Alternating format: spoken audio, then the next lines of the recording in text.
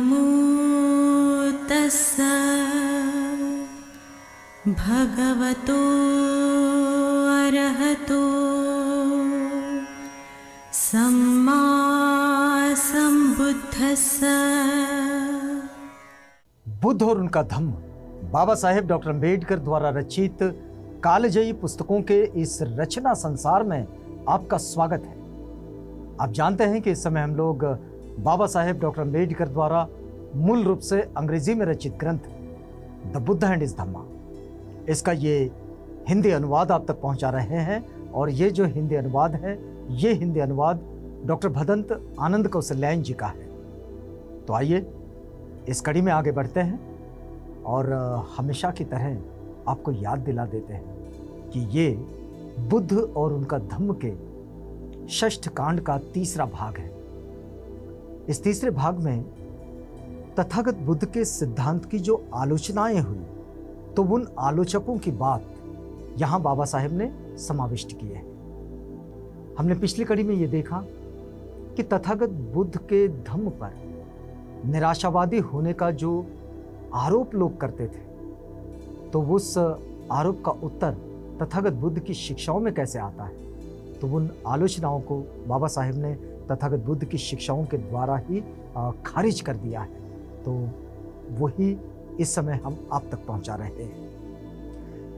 बाबा साहेब लिखते हैं कि क्या बुद्ध धम्म निराशावादी है? उसका विश्लेषण करते हैं। तथागत बुद्ध के धम्म पर निराशावादी धर्म होने का आरोप लगाया गया है। तथागत बुद्ध के धम्म पर निराशावादी होने का आरोप लगाया गया है। इस आरोप का कारण प्रथम आर्य सत्य है, जिसका कहना है कि संसार में दुख है, यानी कि दुख है, चिंता है, कष्ट है। ये तथागत कहते हैं। जब हम लोग तथागत की पहली खोज जब वो व्यक्त करते हैं, अपनी खोज को पहली बार, यानी कि अपने धम्म को जब व्यक्त करते हैं और जब आर्य सत्यों का विश्लेषण करते हैं, जिसे नोबल ट्रुथ भी कहा जाता है, तो उसका जब विश्लेषण करते हैं तो लोग कहते हैं कि भाई तब तथागत कहते हैं कि संसार में दुख है। तो संसार में दुख है, इस बात को लेकर लोग उनकी आलोचना करते हैं। कैसी आलोचना करते हैं? यह सचमुच आश्चर्य की बात है कि दुख का उल्लेख होने मात्र से बुद्ध धम्म पर यह आरोप लगाया जाए। बाबा साहब कहते हैं कि यह तो बड़े आश्चर्य की बात है कि भाई तथागत तो सिर्फ इतना कहते हैं कि संसार में दुख है। क्या हम आप महसूस नहीं करते? जब करते हैं महसूस, तो फिर इसमें आरोप लगाने की और आलोचना करने की क्या बात है? बाबा साहब लिखते हैं कि कार्ल मार्क्स ने भी कहा था कि संसार में शोषण है, गरीबी भी मौजूद है और गरीब और भी अधिक गरीब होते चले जा रहे हैं, अमीर और भी अधिक अमीर होते चले जा रहे हैं। कार्ल मार्क्स ने भी ये बात कही थी कि संसार में शोषण है, गरीब है और गरीब और अधिक गरीब होता चला जा रहा है और अमीर और अधिक अमीर होते चले जा रहे हैं। लेकिन तब भी किसी ने यह नहीं कहा कि कार्ल मार्क्स का सिद्धांत निराशावादी सिद्धांत है। बाबा साहेब का यह प्रश्न है कि तब तो किसी ने यह नहीं कहा कि भाई कार्ल मार्क्स का सिद्धांत यह निराशावादी सिद्धांत है।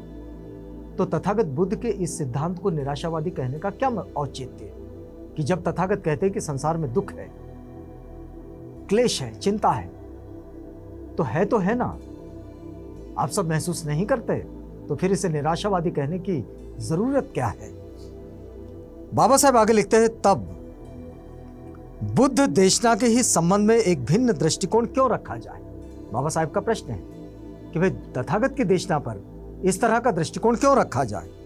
इसका एक कारण यह हो सकता है, बाबा साहब कहते हैं इसका एक कारण यह हो सकता है कि उन्होंने अपने प्रथम उपदेश में ही यह कहा है कि जन्म भी दुख है, जरा भी दुख है, मरण भी दुख है, और इसी से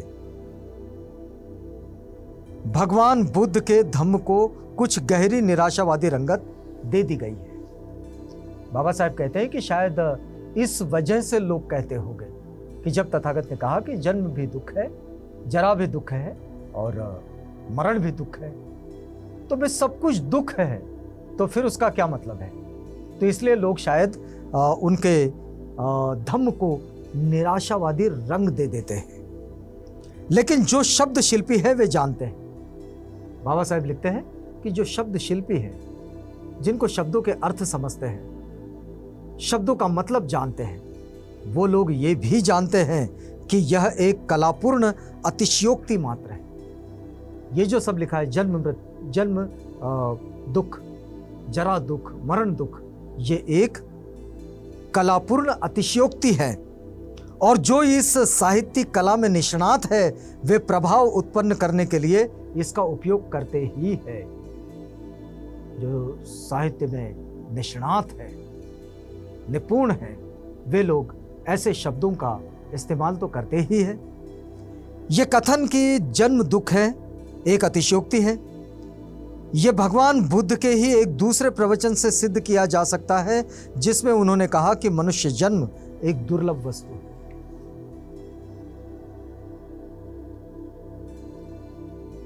मनुष्य जन्म एक दुर्लभ है। अब जो मनुष्य के जन्म को दुर्लभ कहते हैं, वे जन्म को दुख कैसे कहते हैं? तो इस बात को जरा गहराई से समझने की जरूरत है, ऊपरी तौर पर नहीं। तो वो जो आलोचक हैं, उन आलोचकों को बाबा साहेब जवाब दे रहे हैं। और बाबा साहेब कहते हैं कि यह कथन है कि जन्म दुख है एक अतिशयोक्ति है। ये भगवान बुद्ध के ही एक दूसरे प्रवचन से सिद्ध किया जा सकता है कि जिसमें उन्होंने कहा है कि मनुष्य जन्म एक दुर्लभ वस्तु है। मनुष्य का जन्म जो है एक दुर्लभ वस्तु है। फिर यदि बुद्ध ने केवल दुख की ही बात की होती, तब भी शायद तथागत पर यह आरोप लग सकता था। अगर उन्होंने केवल दुख की ही बात की होती कि भाई जन्म दुख है, जरा दुख है, मरण दुख है, बस इतना कहकर वे रुक गए होते, तो फिर उन पर यह आरोप किया जा सकता था, यह आलोचना उनकी हो सकती थी कि उन्होंने निराशा की बात की है। लेकिन वे कहते हैं कि मनुष्य जन्म दुर्लभ है, दुर्लभ हो। लेकिन तथागत बुद्ध का दूसरा आर्य सत्य इस बात पर जोर देता है कि इस दुख का अंत होना चाहिए। तथागत सिर्फ दुख है इस बात पर रुकते नहीं हैं। वे आगे कहते हैं कि इस दुख का, इस चिंता का, इस कष्ट का अंत होना चाहिए। और दुख का अंत करने की बात पर जोर देने के लिए तथागत को दुख के अस्तित्व की चर्चा करनी पड़ी, क्योंकि उसके अस्तित्व को स्वीकारे बगैर उसका उपचार नहीं किया जा सकता, उसका उपाय ढूंढा नहीं जा सकता। और इसलिए उन्होंने दुख के अंत करने की बात पर जोर देने के लिए, क्योंकि दुख का अंत करना है तो उस पर जोर देने के लिए तथागत को दुख के अस्तित्व की चर्चा करनी पड़ी। तथागत बुद्ध ने दुख को दूर करने की बात को ही सर्वाधिक महत्व दिया है। तथागत बुद्ध ने जिस किसी बात को महत्व दिया वो है दुख को दूर करने की बात।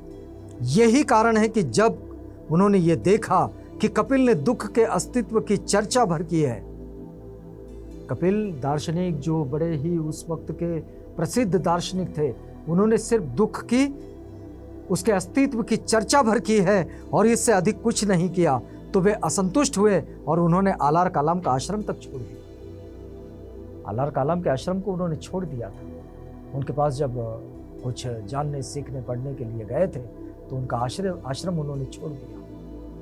तो यहाँ तथागत का इस बात पर बड़ा जोर है कि दुख को अंत कैसे किया जाए। तो अब उन्होंने आलार कालाम का आश्रम तक छोड़ दिया, मतलब उनके मन में ये बात बड़ी घर कर गई है कि दुख का अंत कैसे किया जाए। तब ऐसा धम्म निराशावादी धम्म कैसे कहला सकता है? जो तथागत जो शिक्षा देती है वो शिक्षा ही मूल रूप से दुखों से दूर जाने की, दुखों का अंत करने की है। लेकिन दुखों का अंत करने के लिए उसके अस्तित्व को तो जानना बड़ा जरूरी है और उसके अस्तित्व को स्वीकारना भी बड़ा जरूरी है। अगर उसके अस्तित्व को न स्वीकारें तो उसको खत्म क्यों करोगे? निश्चय से जो शास्ता दुख का अंत देखने के लिए इतने उत्सुक थे, उनको निराशावादी नहीं कहा जा सकता। बाबा साहेब लिखते हैं कि जो शास्ता दुखों का अंत करने के लिए इतने उत्साही है, वो उन्हें निराशावादी नहीं कहा जा सकता। एक और शीर्षक बाबा साहेब लिखते हैं, वो शीर्षक है कि आत्मा तथा पुनर्जन्म के संबंध में भी उनकी आलोचना हुई है। तो तथागत बुद्ध ने कहा है कि आत्मा नहीं है, लेकिन तथागत बुद्ध ने यह कहा कि पुनर्जन्म है। तो ऐसे लोगों की कमी नहीं थी जो तथागत बुद्ध पर यह दोष लगाते थे कि वे परस्पर विरोधी सिद्धांत के प्रचारक हैं, कि भाई आत्मा नहीं है और पुनर्जन्म है, ये कौन सी बात है। उनकी शंका थी कि जब आत्मा नहीं तो पुनर्जन्म कैसे हो सकता है। इसमें कहीं कुछ भी विरोध नहीं है। इस पूरे चैप्टर को हमने पिछली कड़ी में देखा है। इस आलोचना में एक छोटी सी बात को लिए है बाबा साहेब ने, लेकिन ये बात बड़े विस्तार से हमने समझी है कि पुनर्जन्म किसका, पुनर्जन्म क्या, आत्मा क्या, इन सारी चीज़ों को हमने समझा है। तो देखिए, यहाँ इसमें कहीं कुछ भी विरोध नहीं है कि बिना आत्मा के पुनर्जन्म हो सकता है।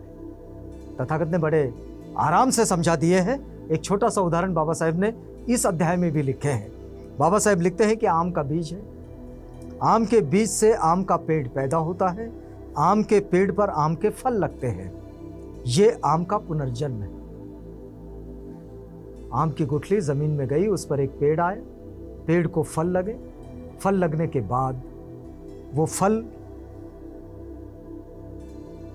फिर जमीन में गए और फिर उससे एक नया आम का पेड़ आया और फिर उसमें आम लगे, यह आम का पुनर्जन्म है। लेकिन यहाँ आत्मा कहीं भी नहीं है, यहाँ आत्मा कहीं भी नहीं है और इस प्रकार बिना आत्मा के पुनर्जन्म हो सकता है।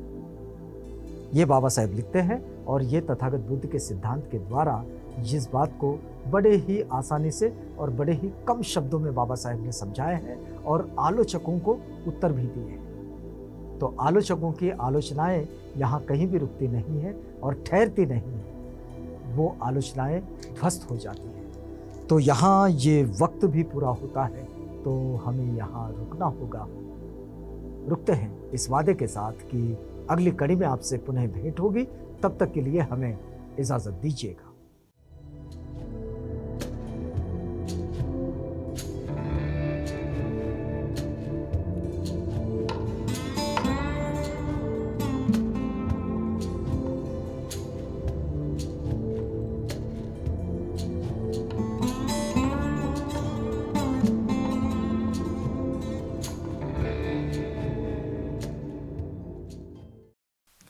बुद्ध और उनका धम्म।